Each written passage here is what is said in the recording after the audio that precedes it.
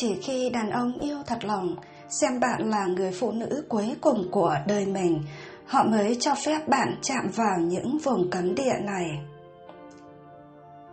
Đây chính là 5 vùng cấm địa chỉ khi đàn ông yêu thật lòng, họ mới cho bạn chạm vào. Phụ nữ hãy tự kiểm chứng. 1.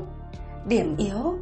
Lúc mới yêu, đàn ông nào cũng cố gắng thể hiện bản thân là người thập toàn thập mỹ, luôn trưng ra những điều tốt đẹp nhất của bản thân để tạo ấn tượng với bạn. Vậy nhưng khi đàn ông yêu chân thành, khi tình cảm đã sâu đậm, chàng sẽ không giấu điểm yếu của bản thân, không cố lấp liếm những nhược điểm ấy, mà sẽ công khai để bạn biết rõ hơn, hiểu tường tận. Nhờ thế mối quan hệ sẽ càng gắn kết bền chặt, cuốn quýt không rời. 2. Kế hoạch tương lai. Đàn ông vốn kiệm lời, kín tiếng nên họ hiếm khi chia sẻ về công việc, tương lai hay những dự định mà mình đang ấp ủ. Thế nên dù đàn bà khác có cậy miệng, họ cũng không bao giờ hé lộ kế hoạch làm ăn hay suy nghĩ trong lòng. Thế nhưng khi đã gặp được chân ái đời mình, chàng sẽ xem bạn chính là tương lai của anh ấy, cùng bạn lên kế hoạch cho ngày mai và không ngần ngại chia sẻ mọi điều. 3. Gia đình. Trong tình yêu, không quan trọng là cả hai đã yêu nhau bao lâu, quan trọng là tình cảm dành cho nhau sâu đậm như thế nào. Nếu chỉ vui chơi qua đường, xem bạn như thú vui tiêu khiển, thì đàn ông trăng hoa sẽ không bao giờ nhắc đến việc đưa bạn về nhà chơi hay giới thiệu với bạn bè anh ấy. Ngược lại, khi đàn ông yêu hết lòng, chàng sẽ chẳng ngần ngại giới thiệu bạn với những mối quan hệ quan trọng của đời mình. Chàng muốn bạn dần làm quen, kết thân, để sau này khi cả hai cưới nhau, bạn sẽ không còn bỡ ngỡ. 4.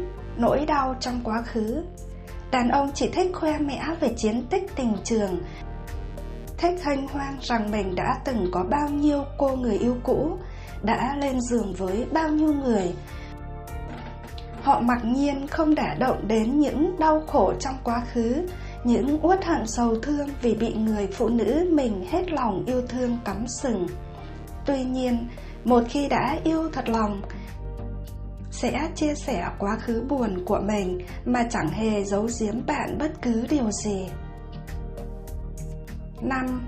Ví tiền. Ngoài điện thoại thì ví tiền chính là vật bất ly thân với đàn ông, luôn được coi là vùng cấm địa tuyệt mật. Bởi ví tiền không chỉ dùng để đựng tiền mà còn chứa đựng rất nhiều bí mật riêng tư chàng không muốn bị bại lộ. Khi cho bạn thoải mái kiểm tra ví, đồng nghĩa với việc chàng không làm điều gì khuất tất, rằng tâm trí anh ấy chỉ có mình bạn. Khi đã dốc cạn tâm can, đã yêu thương bạn hơn chính bản thân mình, đàn ông tử tế sẵn sàng cho bạn chạm vào những vùng cấm này. Chuyện tâm sự. Từ nhà mẹ về, tôi sửng sốt khi thấy nhà cửa vắng tanh. Càng điêu đứng với nội dung mảnh giấy chồng đặt trên bàn ăn. Sáng đó, chồng vẫn nấu ăn, vẫn gắp thức ăn cho tôi một cách tình cảm. Thế mà chiều về, anh đã biến mất tăm. Chồng tôi từng có một đời vợ, nhưng với tôi, đó không phải là điều gì ghê gớm hay quan trọng. Tôi chỉ cần một người đàn ông biết chăm sóc tôi, yêu thương tôi thật lòng là đủ. Và anh ấy đã làm được điều đó. Có lẽ vì lớn hơn tôi tới 10 tuổi, nên chồng tôi rất hiểu tâm lý và luôn chiều chuộng theo mọi ý thích của tôi. Quen nhau 4 tháng, sống với nhau 8 tháng, tôi chưa bao giờ phải khóc vì anh. Thỉnh thoảng, anh cũng hỏi xin tôi tiền để gửi cho con gái, và tôi luôn cho nhiều hơn số tiền anh hỏi. Chồng tôi đang bị thất nghiệp, còn tôi có kinh tế khá tốt, có nhà riêng, có xe và có 3 dãy nhà trọ cho thuê, do bố mẹ tôi cho. Chỉ có điều, anh muốn tôi sinh con, nhưng tôi không muốn điều đó. Trước đây, Tôi từng bị mang thai một lần với người yêu nhưng lại bị sảy thai. Từ đó đến nay, chỉ cần nhắc đến việc mang thai, sinh con tôi đều rất sợ hãi. Tôi cũng nói những điều đó với chồng và anh an ủi, bảo rằng chỉ cần tôi sinh con, tôi muốn gì anh cũng chiều theo. Mỗi sáng, chồng đều nấu thức ăn sáng rồi gọi tôi xuống ăn. Sáng hôm đó cũng thế. Mọi chuyện diễn ra rất bình thường, đến mức tôi không thể cảm nhận được điều gì khác lạ ở anh. Sau khi ăn xong, tôi về thăm mẹ đang bị ốm cách nhà 2 km. Đến chiều, tôi về, mở cửa ra, nhìn căn nhà trống rỗng mà tôi sửng sốt, gọi điện cho chồng, anh tắt. Mọi thứ liên quan đến anh đều biến mất. Từ quần áo, giày dép, đồ dùng cá nhân, thậm chí con cún mà anh đem tới nuôi, tất cả đều biến mất như thể anh chưa từng sống tại nhà tôi. Tôi lững thững đi xuống bếp, thấy mảnh giấy nhỏ đặt trên bàn ăn. Tôi sửng sốt khi biết lý do anh dọn đi. Vì em không chịu sinh con nên anh phải tìm người khác thích hợp hơn. Đơn ly hôn, anh sẽ gửi đến nhà cho em vào tuần sau. Tôi vội vã gọi điện cho bố mẹ chồng thì họ bảo không quan tâm đến chuyện của chồng tôi nữa vì anh lăng nhăng, quen nhiều cô lắm. Tôi bật khóc trong đau đớn. Chẳng lẽ thời gian qua anh chỉ muốn tìm người sinh con cho anh sao? Trong khi anh đã có một đứa con gái rồi, giờ tôi có nên sinh con để níu kéo anh không? Chuyện tâm sự. Đến nhà người yêu ăn cơm, tôi chứng kiến hành động lạ của mẹ anh kèm câu nói như sát muối vào lòng. Bữa ăn hôm ấy tôi cực kỳ xấu hổ và chỉ muốn độn thổ ngay lập tức. Tính tôi rất nhạy cảm, dễ tự ái từ những chuyện nhỏ nhất. Vậy nên khi lựa chọn người yêu cho mình, tôi cũng mong muốn được sánh vai với những anh chàng hiền lành nhã nhặn và có sức chịu đựng cao. Bằng không, hai đứa suốt ngày sẽ chỉ cãi cọ nhau. Chẳng biết có phải vì vậy mà tôi thường không yêu ai được lâu dài. Đến giờ 28 tuổi rồi vẫn chưa lấy chồng. May mắn sao tôi được gặp Tùng, một người đàn ông trong mơ, hội tụ đủ sự hiền lành, dễ chịu mà tôi hằng ao ước. Anh hơn tôi 2 tuổi. Trước đây cũng chưa có nhiều mối tình, thành ra cả hai chúng tôi rất ngây thơ, trong sáng và trẻ con. Yêu anh ấy khá thú vị, làm tôi nhớ lại những ngày tháng còn đi học, cảm nắng những chàng trai khối trên. Tất nhiên, bên cạnh những điểm tốt, Tùng cũng có nhiều mặt trái nhất định. Chẳng hạn như chuyện anh đôi lúc hơi ngây ngô và vô tư thái quá.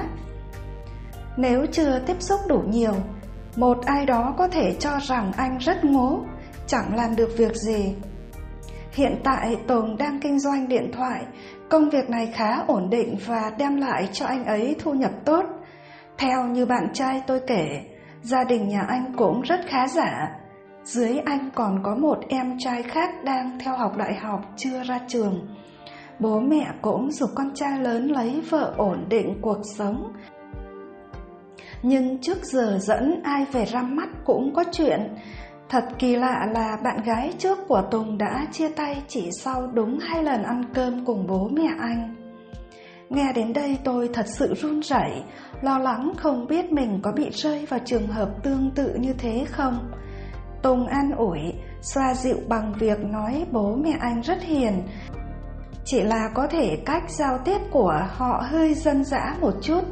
Hãy cứ thả lỏng và đối diện với tất cả. Hơn hết, điều quan trọng vẫn là tình yêu của hai đứa. Người ngoài không phải nhân tố tác động. Trước khi dịch bệnh bùng phát phải giãn cách, tôi tới nhà bạn trai một lần để ra mắt, nhưng lần đó đích thị là một cơn ác mộng. Đến giờ sau hơn 2 tháng, tôi vẫn ám ảnh và lo sợ. Chả là hôm ấy đích thị mẹ bạn trai gọi điện cho tôi, bảo sang nhà dùng bữa với 2 bác.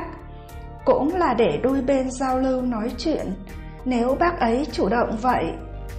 Tức là cũng có lòng nhiệt thành. Tôi đồng ý và định tự đi xe máy sang, nhưng trời bất chợt đổ mưa nên người yêu tôi nói sẽ đến tận nhà tôi đón. Điều mà chúng tôi không ngờ là cơn mưa rất lớn, khiến cả tôi và anh đều bị dính nước. Ban đầu tôi có trang điểm một chút và quần áo chỉnh tề, vậy mà chỉ cơn mưa đã khiến diện mạo xuống sắc nhiều. Khi bước vào nhà anh, bạn trai tôi vào phòng thay quần áo, còn tôi thì được bác gái nói ra bàn ăn mà ngồi đợi. Bác đã chuẩn bị xong xuôi đồ ăn, không cần tôi phải làm gì cả. Đến khi ngồi vào mâm, mọi thứ vẫn hết sức bình thường. Tôi ngồi cạnh bạn trai, đối diện với bố mẹ anh ấy. Còn em trai anh thì vừa gọi điện xin phép không ăn cơm ở nhà để đi liên hoan với các bạn đại học. Vừa ăn, tôi vừa được hai bác hỏi chuyện. Bỗng bác gái làm hành động rất lạ, cứ ngửi ngửi như thể có mùi gì đó bất thường. Sau đó, bác nói với con trai mình: "Khiếp, mày đi rửa chân đi, bốc mùi quá."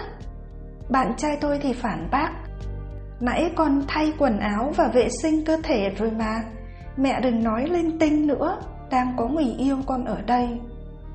Thực sự rơi vào tình huống này khiến tôi đỏ mặt, chỉ muốn độn thổ.